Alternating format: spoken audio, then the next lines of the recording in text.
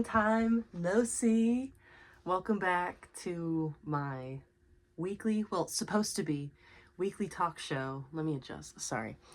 I swallowed my pride and I got, god damn it. I got a ring light and tripod, you guys. Welcome back after probably a month and a half of nothing because life happened and I had to work. And wasn't that what I was talking about? Go watch the last 3 videos, actually. This is driving me crazy the way it glares. Glasses are coming off. Go watch the last 3 videos because in every single video I mention, oh, I hope I get a job. Well, I got one, and that's why I wasn't posting, okay? But I'm back because eventually life finds a way to balance itself out again.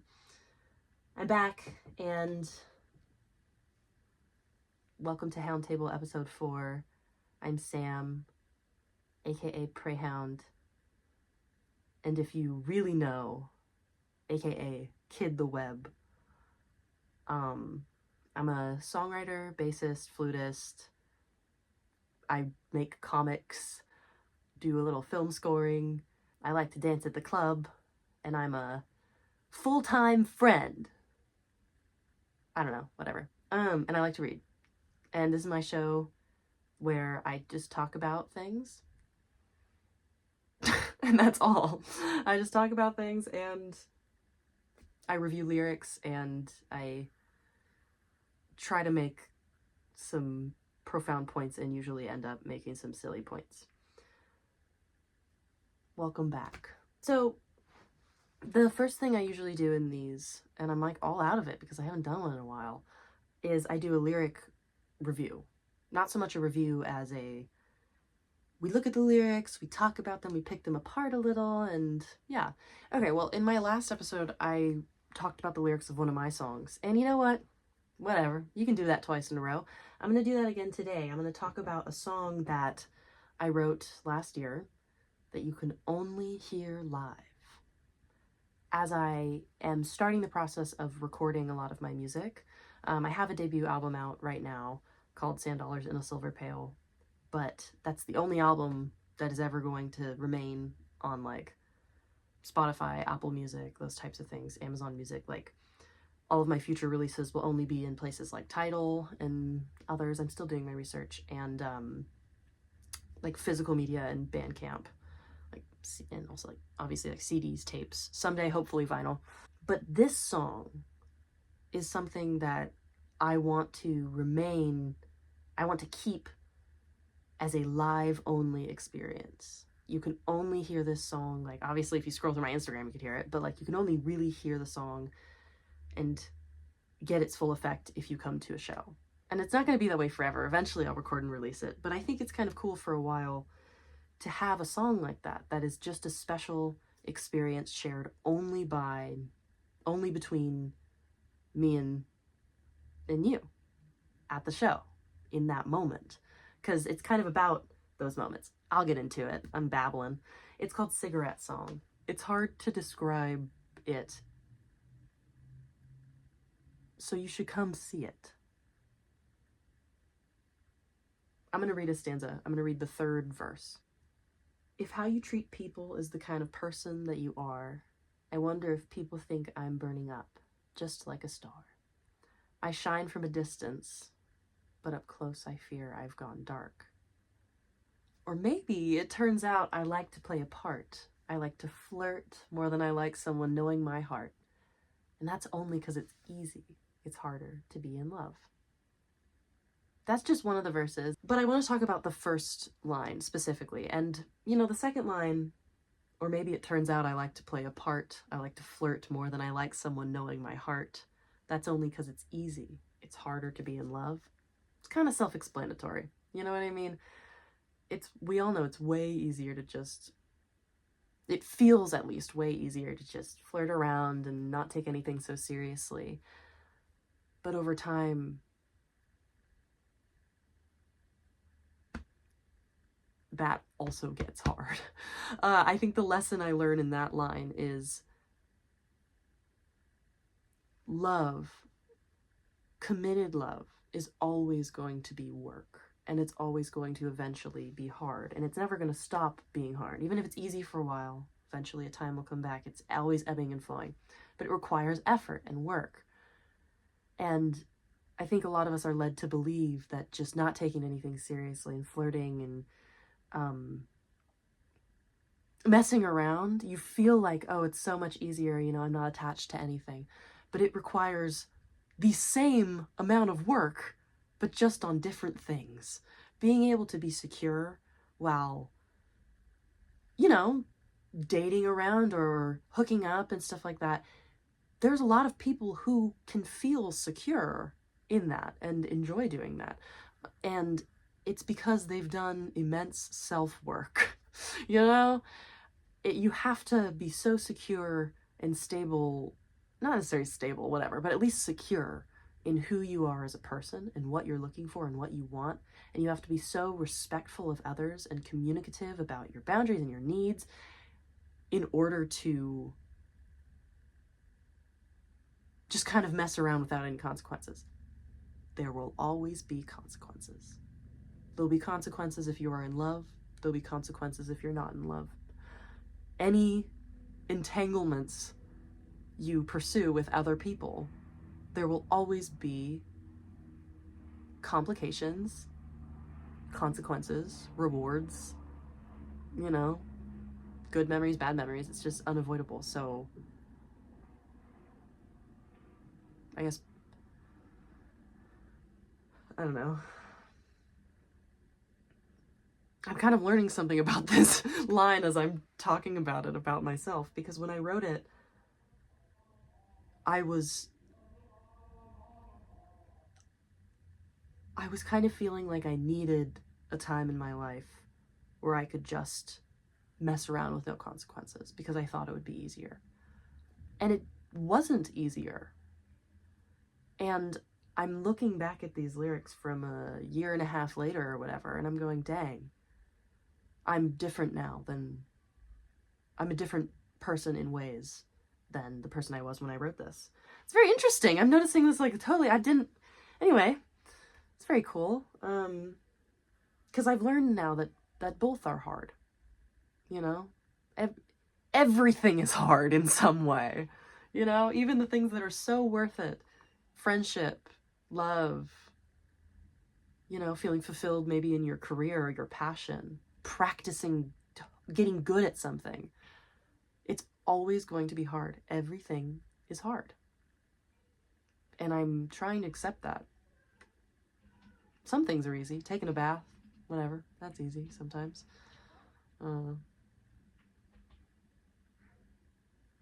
Most things are hard.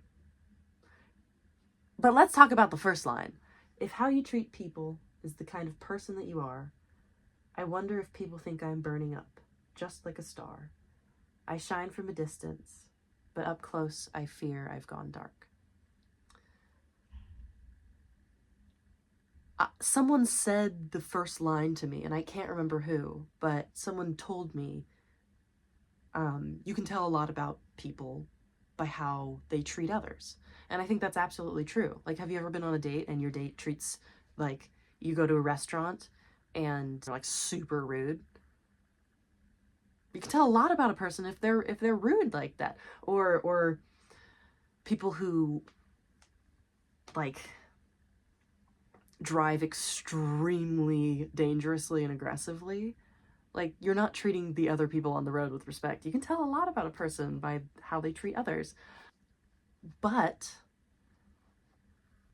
one of the things that I tend to obsess over is, am I treating people nicely because I want to, or because I want them to view me positively? And that's something that just like rips my head apart when I think about it. I just, and there's no use in trying to pick apart my intentions. And this line is kind of about that. If how you treat people is the kind of person that you are, I wonder if people think I'm burning up, just like a star. I shine from a distance, but up close I fear I've gone dark. The undercurrent of that line is the fact that I often worry about whether or not people, when I interact with them, if I come at it, which I often do and I hate it, I come at it from a place of, oh, I hope that I was well received, rather than I just really enjoyed talking to that person. It gets in my way, like that self-image, and it makes me feel so vain and self-centered and egotistical when I interact with people, and at the forefront of my mind is, okay, how am I being perceived right now? And it's about feeling that you can never freely interact with people because you're always worried about something you said 5 minutes ago, and you're going back in your head trying to make sure you didn't say anything weird. It's exhausting. And I worry often that challenge I often deal with when I'm interacting with people makes them think that on the surface I'm very friendly and outgoing, and then they get underneath and there's nothing deeper there in our connection. Because it's very hard for me to get close to people, and truly close to people, where I'm speaking my entire truth and not omitting details because I'm worried about how I'll be perceived if those details make their way in. You know? It's so exhausting to always be thinking about what other people think, you know? And I know everybody does it, and I know you should care about what other people think to a certain extent in terms of, like, you know, social nuance, I guess, or you know, you want to treat people with respect and be aware of how your actions affect other people, of course. But it's so annoying and frustrating, and when every interaction, whether negative, positive, inconsequential, whatever, to have that voice in your head, or to have that painter in your head drawing you from someone else's perspective, and the painting is never accurate. And this line highlights that fear I have, which is that fear of how others see me. I might be this bright, bubbly personality, but then truly inside, is it all a lie? Is it all a costume? It's not that I'm not enthusiastic or that I'm faking enthusiasm. It's that there's, in the back of my mind, someone telling me I'm faking it, you know? Even if I'm so happy, even if I'm having a great time, there's that voice saying, you're lying, you know? I'll be at the club doing spins, dancing with all my friends, and somehow, someone inside is telling me that I'm lying to everyone.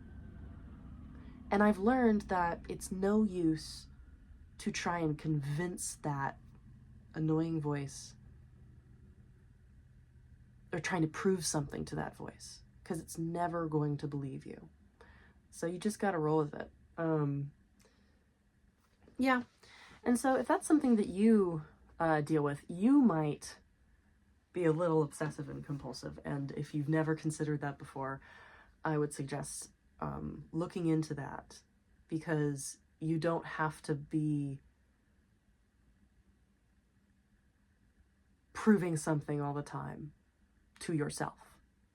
I don't know. Sorry, I'm kind of getting a little preachy, but exposure response prevention really did help me, because I used to not be able to, like, think of a spider in my mind without doing a whole bunch of crazy shit to make sure one didn't touch me, you know? And it's not because I'm crazy, whatever, and it's just, I guess, my mind's way of trying to keep me safe in some ways. I don't know, but it doesn't have to, but it can get better. It can get better. Today, I said I'd do an outfit check, but today's outfit's pretty boring. It's a CSI New York Season 4 post-production shirt. Used to be my dad's, and it was my brother's, and now it's mine. And I'm wearing my coffee-stained pants that I wear to my barista job. And you don't need to see my socks.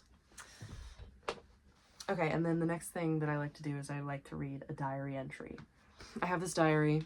I'm not done with it yet, and oh man, there are crazy things. Trying to find a good one.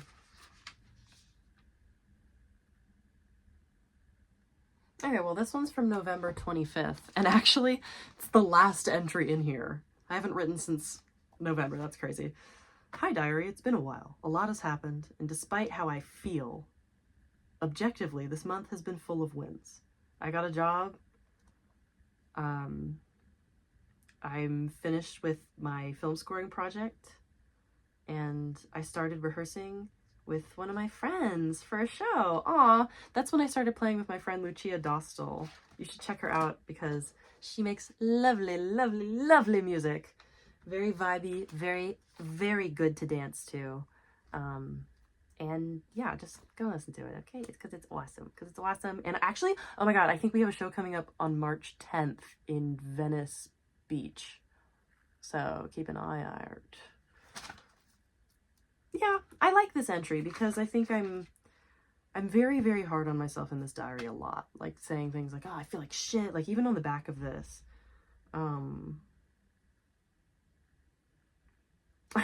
On the back of this notebook, in like the worst penmanship, it's like, has anything ever really changed?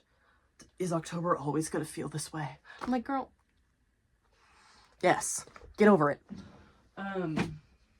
Anyway, I like that entry because I'm a little more kind. I celebrate the wins instead of focusing on the doom. So next is my segment, Book of the Month. More like Book of the Year, because guys, I have not been reading. I've been online too much because Instagram and TikTok and whatever, they're just designed to keep you in their clutches and never let you go. I deleted TikTok because it was too much, and it's been so good. It's been like 2 weeks without it, but I haven't picked back up reading. So I'm still slowly but surely working my way through The Moat in God's Eye by Larry Niven and Jerry Pournelle. It's a really cool sci-fi honkin' book. And I honestly think that for my step back into trying to read all the time, or read a lot, this is a hard book to start with because it's pretty dense, but it's very good. I'm wanting to, I think something that helps me is when I read multiple books at the same time, because then if I get a little tired or in a slow part of one book, I can go to another, and I try to make them different genres. So these are the books that I'm wanting, wait, you can't hear me. These are the books that I've been wanting to start. I finished the second Dune novel. I finished Dune Messiah, so I want to start the third, Children of Dune, but I don't think I can do two sci-fi at the same time, so I'll just have to wait on that. And then I got this cool book for Christmas. I got Tom Cox's Villager. And apparently, and I'll read you the back. Villages are full of tales. Some are forgotten while others become a part of... Jesus. Let me start over. Villages are full of tales. Some are forgotten while others become a part of local folklore. But the fortunes of one West Country village are watched over and irreversibly etched into history as an omniscient, somewhat crabby presence keeps track of village life. In the late 60s, a Californian musician blows through Underhill and writes a set of haunting folk songs that will earn him a cult following. 2 decades later, some teenagers disturb a body on the local golf course. In 2019, a pair of lodgers discover a one-eyed rag doll hidden in the walls of their crumbling home. Connections are forged and broken across generations, but only the landscape itself can link them together. A landscape threatened by property development and speckled by the pylons whose feet have been buried across the moor. Tom Cox's masterful debut novel, I didn't know that, synthesizes his passion for music, nature, and folklore into a psychedelic and enthralling exploration of village life and the countryside that sustains it. Doesn't that sound cool? I feel like it's going to be very vivid and flowery in its narrative voice, you know? This is the type of book, because I read the first page and it's just kind of like every sentence feels like a brush stroke, and I love when books are written like that. That's why, guys, sorry, that's why I'm not the biggest Kurt Vonnegut fan. I don't really like the extremely matter-of-fact stream of consciousness shit. Not gonna yuck anyone's yum. I tried to read I forgot which one. It's probably Slaughterhouse-Five, like the most popular one. I just wasn't really liking it. Like, I didn't like the voice. It didn't paint a picture for me. It just kind of felt like it didn't grab me, and I'm sorry. Maybe I'll try it again, if you guys really want me to. And then after that, something I really want to start is I Am Legend. I got this for Christmas as well. And I'll read the back for you. The last man on Earth is not alone. Robert Neville may well be the only survivor of an incurable plague that has mutated every other man, woman, and child into bloodthirsty, nocturnal creatures who are determined to destroy him. By day, he scavenges for food and supplies, desperate to find any other survivors who might be out there. But all the while, the infected lurk in the shadows, watching his every move, waiting for him to make a mistake. Vampires, man. That's all I have to say about that. Yeah, so wish me luck. Don't let me quit The Moat in God's Eye, okay? Because I read it once in 8th grade, did not understand any of it, and so I really want to read it again, because it's a really good book so far. It's just, reading's been hard the past few months. So what? I got a job, and then I got another one. Sometimes that takes up a bit of your time. So next, oh my god, next. Sorry, bear with me. Next, I actually wanted to talk a little bit about a different book, Divergent, okay? I've been thinking a lot about Divergent lately because I was obsessed with it as a kid. Not obsessed with it. I read the book and then I read Insurgent and I liked the first movie, but just like the concept. And who wasn't? Come on. It's like you want to run around in combat boots and, you know, play capture the flag and whatever. But it is kind of a... It's a very unstable premise. And anytime a series hinges on like a concept that is based on good genetics and bad genetics and stuff, I always am kind of like, I side-eye it, because I think that when not handled with tact, and you know what movie does a really good job of talking about like eugenics is Gattaca. You should totally watch Gattaca. But like, Divergent by the end ends up just like, and Divergent, and also I think it's Matched might be it, is they just end up being like total, like, my genes are blue. I feel like it's a very slippery slope if you're going to include some genetic element to your world building, because then it's like, okay, are you actually going to incorporate that topic and all that it entails, you know? Or are you just I don't know. But anyway, I kind of wanted to overanalyze the factions in Divergent, because while I think it's a pretty shallow concept, I do think that it can be interesting when you think about the factions as they have core traits, right? You have Amity, which are the friendly ones. You have Erudite, which are the smart ones. You have Abnegation, the selfless ones. Dauntless, the brave ones. And you have Candor, and they always tell the truth. And those are the main traits that they say they have, and they do have, yet the thing that moves along all of the events in the book is the inverse of every faction's main trait. Like, there's a scene in, so at the end of the first book, Janine, the leader of Erudite, tries to kind of perform a coup. Like, she mind controls with the serum, whatever, a bunch of Dauntless to go basically like kill every Abnegation, which is crazy. And it doesn't work. Triss saves the day, Force saves the day, whatever. And something that is interesting is in Insurgent, Triss, for the whole gang, they seek refuge in Amity. And Amity is all about friendship and connection and shared like experience and labor and stuff like that. But they refuse to get involved with anything happening with 3 of the 5 factions in this place. They're like, you know, it's fine for us over here, so we don't really have an opinion on it. Like, we don't care. Like, we just want to do our own thing and not worry about it. And I'm like, brother, all of abnegation just almost got nerfed. And you're just like, oh, I don't want to pick a side. So I think that the interesting thing about Amity and the pitfall of that faction is that the inverse of their friendliness is superficiality or being apolitical, you know? Because, you know, have you ever met that type of person who's really nice, but you don't know what any of their opinions are? I side-eye that. Anyway, let's move on. Erudite, you know, their main focus is like technological advancement or smart things, I guess, like medicine and just designing things, just, you know, like STEM. They're the stems of this flower.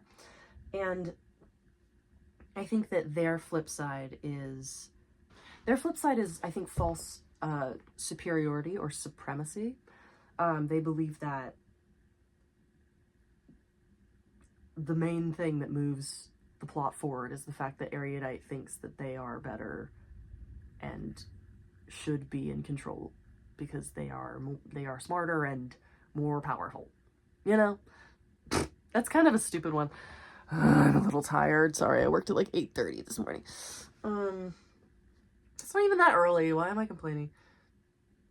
But I think that with Erudite's intelligence comes a sense of superiority that they use to subjugate others. Bring out. And honestly, at the end of the day, it's like their main pitfall is ignorance, because I think that Erudite is very cut and dry about what counts as intelligent, and I think that they abandon other types of intelligence, more like emotional intelligence, for more academic intelligence, and it often leads to their downfall, or like social intelligence, stuff like that. So the smart ones are actually pretty ignorant in that series. And then abnegation, I think, hypocrisy, easy. That's their flip side. Because you think about Four's dad, Marcus, or whatever his name is, he's literally an abuser. And it's like, why are the faction that is the selfless, kind, giving, the leader, or like one of the leaders, abused his wife and son? I think that abnegation's pitfall is always that it's very easy, if you're in that faction, to do bad shit and get away with it because you can hide behind a facade of kindness and altruism, while doing shady shit behind the scenes. And because nobody talks to each other about private matters, because everything is always based in like respect and, oh, it's not about me, so nobody ever really talks to each other, you really get away with it. Anyway, Dauntless, let's talk about Dauntless. Bravery, but I think impulsivity might be the pitfall of Dauntless, because you know, a bunch of people who are like, yeah, we love to run everywhere, and we jump off trains, and we like to punch each other, and none of our stairways have, you know, rails, so you can just fall right off and die. Isn't that so cool? Maybe instead of impulsivity, because I'm thinking about Eric now, or whatever his name is, like one of the leaders of Dauntless, that's kind of one of the main antagonists in the first and second movie. He's a secondary antagonist in the first movie and pretty much a main one in the second. And his was always, he used bravery and toughness as an excuse to let all of his anger out on other people. The way that it is, oh my god, I'm like so tired. Ugh. Okay, I'm just gonna move on to the next one. I'm done talking about this, bro. Like, my brain, I talk about Divergent for 5 minutes and my brain just fries. I'm like, ugh. See, it's a bit of an unstable concept, I feel. But candor's interesting. I think that because candor is like their main value is that they always tell the truth. And they wear black and white. And I think it's obvious in the book that their main pitfall is the fact that they don't have nuance. They like nuanced situations are approached from a right and wrong, yes and no perspective. Blah. And that's it. I'm done talking about Divergent, bro. Let's move on. Okay, let me talk about these projects I'm doing. Finally, I have a rehearsal space thanks to the power of friendship and my good friend Daisy. Love you, bae. I'm in this project called Jessie Detour, which is a 90s rock, PJ Harvey, Veruca Salt, I suppose, type of rockin' proj. I'm the bassist in her band.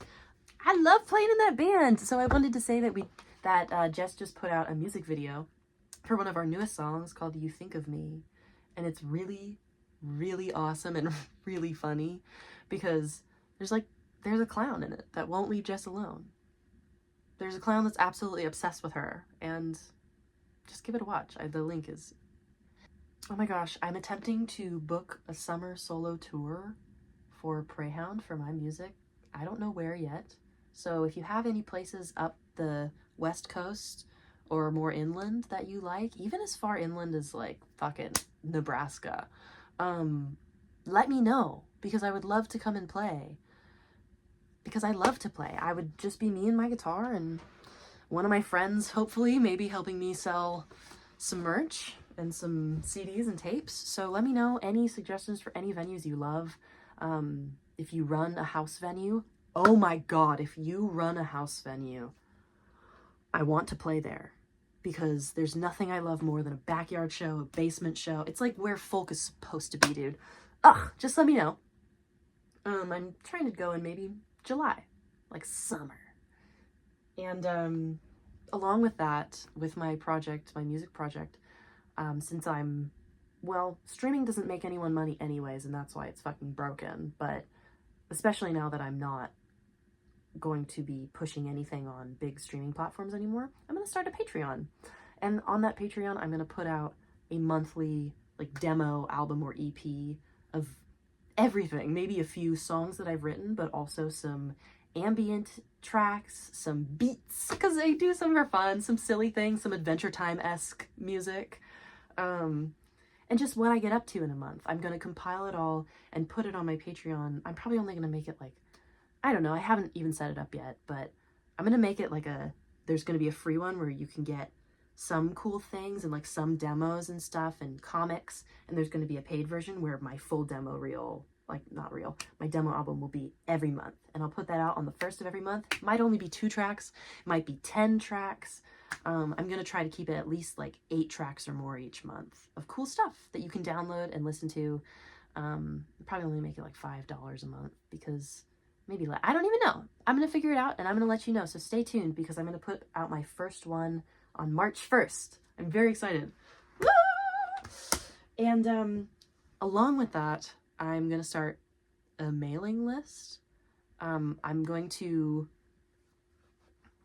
start an email blast, like a bi-weekly, here's what's up in the Preyhound world, like, and also in terms of like my gigging projects, like with the other projects I play in, like Lucia and Jess and everybody, so you can just keep up with what I'm up to and where I'll be, see my live shows. So if you want to be on my email list, email me at preyhound4, the number 4, ever, at gmail.com. Just email me and say, add me to your list. Just it's that easy. Or you can go on my website, preyhound.com. There's a way to contact me there as well. Or you can literally just like comment that you want to be on the list. I don't know, that's kind of weird. Don't be giving your email out in the YouTube comment section. You can DM me on Instagram, literally anything. Just get in touch with me and say that you want to be on my mailing list, and I will add you to my mailing list. Next. I already said I'm not uploading stuff to Spotify, Apple Music, Amazon Music, any of that stuff. I'll only be releasing my music that I'm starting to record now on Tidal and other services like that, like Bandcamp. I'm still doing my research and I will update you promptly. And as well as live shows. I'm going to be really trying to play a bunch of live shows and physical media. I'm currently putting my debut album, $Sand in a Silver Pail, on tape, on CD, and even on, because I'd have to make it a little expensive because it's hard, like even on like a hard drive. You know, I could sell a hard drive for an amount of money that would make it worth it to go and buy a hard drive. I don't know. I'm just thinking out loud at this point. And that's all for all the projects I'm doing. I said earlier, I do have a show on March 10th with my friend Lucia. La la la la la. And then at the end of March, I'll be playing with Jess in a few places. I'm not quite sure yet, but I know that we have a run of shows coming up at the end of March, so stay tuned. It's going to be awesome. I'm going to try to play a Preyhound show in March. And the next month in April, the month after that, it's my birthday. 23. I'm this many. Almost. I'm this many right now. And my last final thoughts before I get onto the tarot reading, because this video is already 45 minutes long, is I really like giving haircuts, dude. I gave my friend Chase a haircut, and I'm really glad that they liked it. I give my friend Calica haircuts when they need it. I gave my friend Chris haircuts. I cut my own hair. I mean, if we are buddies and we're I mean, honestly, even if anybody needs a haircut, hit me up. We'll cut hair for food. We'll cut hair for a treat, for a nice, yummy thing to eat. Oh, and I wanted to mention this. I wanted to talk about friends reaching out to you right when you need it, but they don't know. They don't know that you really needed to receive that message.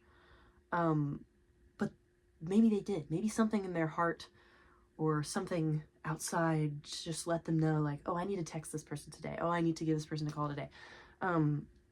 Because my friend Kiara, hey, reached out to me and said, when's the next Hound Table coming out? And I love her so much and I miss her.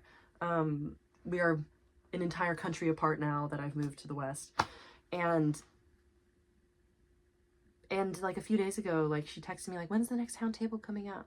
And I was at this point where I was trying to find a reason to get back into the stuff I like to do online and the stuff I like to do with my music and my whole thing I'm trying to build here. And she didn't know it, but like receiving that text and knowing that this silly series I make and put on the internet, she was wondering about it. It made me feel very inspired, and that's honestly why I'm here in front of this silly little phone talking right now, so thank you, Kiara, because I needed that. You kind of were like the straw that healed the camel's back, you know? The bandage, I don't know, whatever. But thank you. Who's excited for the Super Bowl? Who's excited for the Super Bowl? Super Bowl. The Seahawks versus the Patriots. Personally, I'm rooting for the Seahawks because I'm going to be spending the Super Bowl in Boston, though, so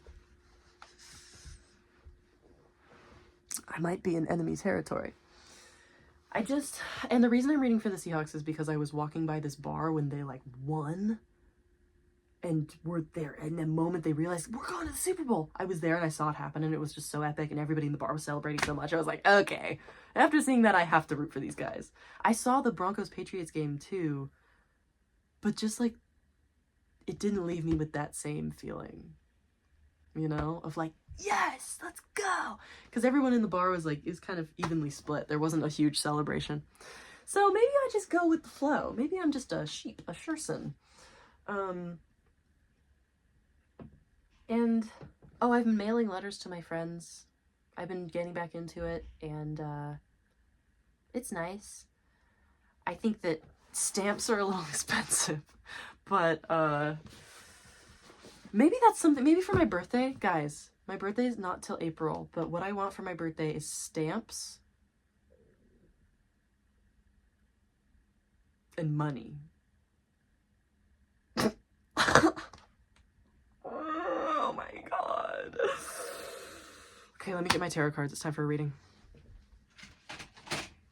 I said a few videos ago that one of my friends showed me a way to read tarot that I haven't really tried before. Because because of my categorizing and compulsive nature, I love to do tarot readings. They're like, this card is exactly this, and this card means exactly that, and you arrange them in this pattern, and they have to be in this order, and you have to flip them over in this order, or else it's not true, and you have to do it all over again. Okay. So I'm doing it this way, which is you shuffle, you shuffle and you let the cards fall out. And my thing, because I love to have a little rule that keeps it a little structured, or else it's just a little confusing when I try to read it. My rule is I stop when I get like a major arcana. Or I sometimes allow myself to have a few, but I stop when I get one that feels really profound. You know what I mean? So the question I have today is, honestly, I have an interview later. I really hope it goes well, because I put in my 2 weeks at a job that I really don't like, because the people there are nice, but retail is really, really, really not something I like to do. And I like interacting with people and talking with people, and you don't do that at that job, and it's just not for me. And I'm thankful I got the opportunity, but I have to get out of there. It really just is not my thing. And so I hope it goes well. So here's my reading about my job. Okay, so from the fact that I just dropped something, maybe I can infer it'll be a bit of a messy process. Let's ask about my work life, just generally, so that I can be pretty receptive to whatever. How is my work life right now? How is it going to change in the future, in the near future? I'm talking near future here. I'm not talking years down the line. I'm talking months.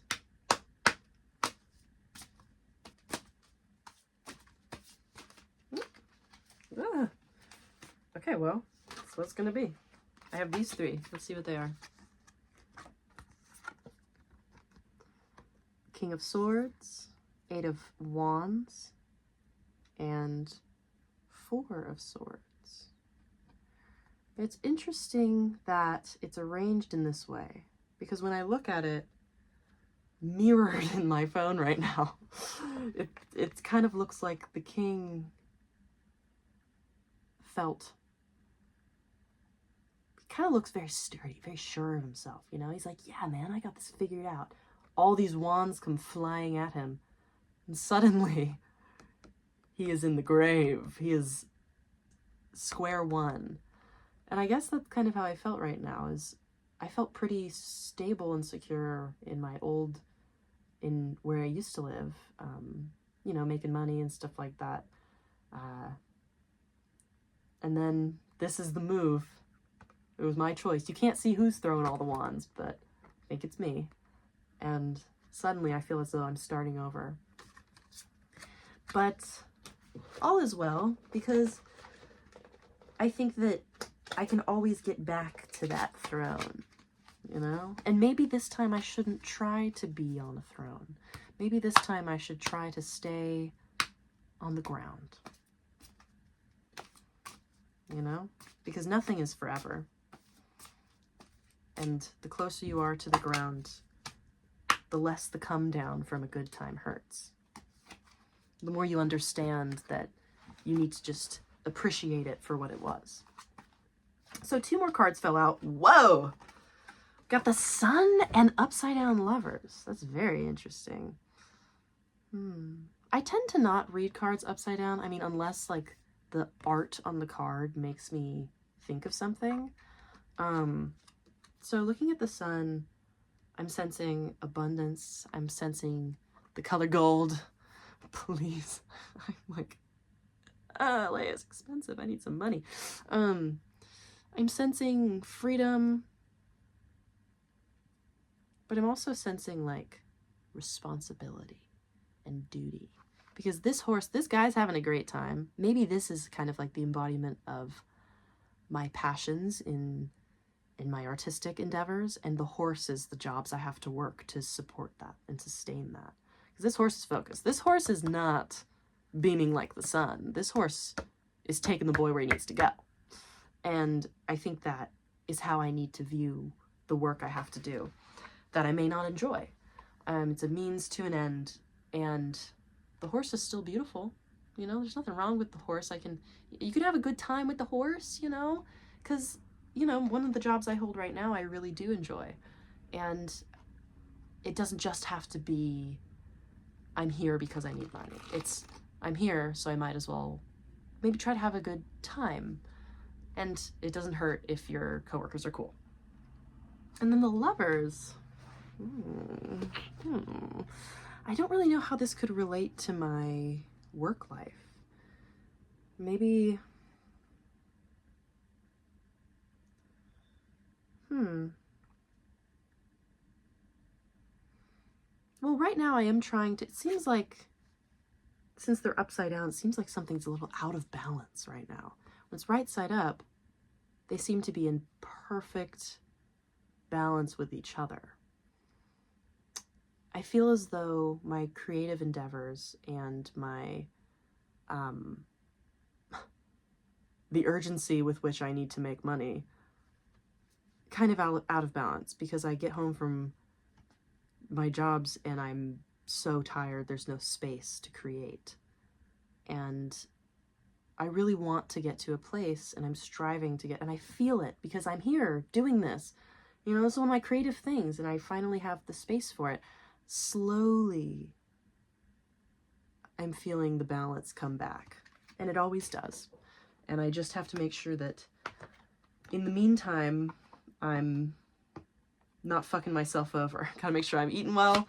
Gotta make sure I'm, you know, dressing myself in a nice outfit that makes me feel good, whatever. Or keeping myself clean, keeping my space clean. Because it's even harder to find a balance in your life when you can't even find your toothbrush. Anyway, that's all I have to say. So, send me an email if you want to be on my mailing list. So yeah, email me if you want some advice on anything. Not that I'm in any position to give good advice, but you could ask, how do I restring a guitar? I could help you with that. You could ask, what should I do when I'm dancing and don't know what to do with my hands? I can help you with that because I've kind of figured it out. Anyway, I hope you have a lovely week, and I appreciate you being here, and I'm glad I'm back, and I hope to stay for as long as my energy allows, because social media can be some hard work, but I'm trying to disconnect myself from it in certain ways and reconnect to it in others. I want social media to feel like how YouTube used to feel, which was kind of like crazy and unhinged, but also still there was some type of sincerity about it, I guess, authenticity. Not everything was so polished and fake and advertised and monetized.